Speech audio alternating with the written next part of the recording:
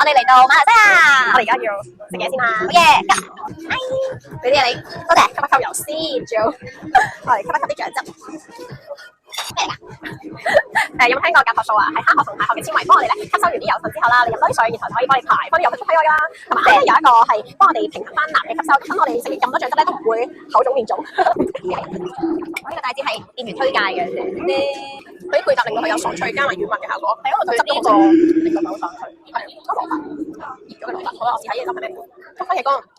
第二樣嘢我要試嘅就係呢個，俾你睇下先。都同我薯片有少少重嘅，你試下。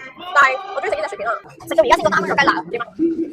我覺得好食啊，我覺得好食啊，我中意食手工薯片咯。我係覺得個手工。係啊，葵芳有一間咧，嗰個 burger 店都係有一隻薯片，但係即係佢嗰度嘅份量超少，個金一次係10幾20蚊嘅馬幣，即係23蚊港幣，但係熱辣辣嘅好食。哦，依家係和牛面豬燈，我咧好一層熱食嘅，所以我買嚟啦，一層熱食先。呢個係和牛面豬燈。我覺得幾好食。我想佢口感有啲唔同，佢都比較實。係啊，佢如果咧你喺香港 Pita Pita 嗰隻，佢個係跟住係一塊扒 ，Pita Pita 嗰隻係超軟熟嘅牛面豬燈，因為咧佢係只係食緊牛扒，但係有啲超彈味咯。我今日期待要試下一個係個個人都推介嘅虎蝦意粉，首先試咗佢虎蝦先。佢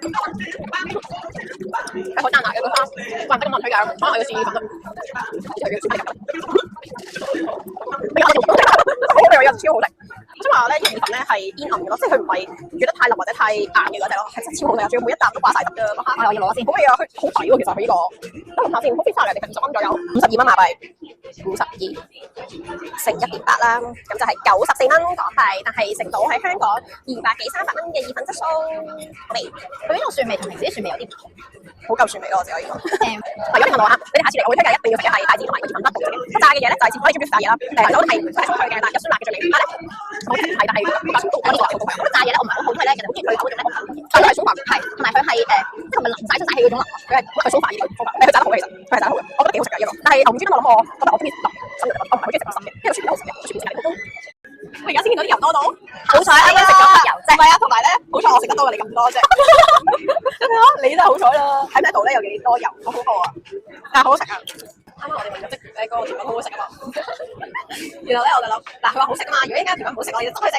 講笑啫，唔好吸埋咯。我呢個，我覺得呢個就係嗰啲推介㗎啦。如果唔好食嘅話，你哋可以自己食。OK，嗱，你望我哋睇點啦。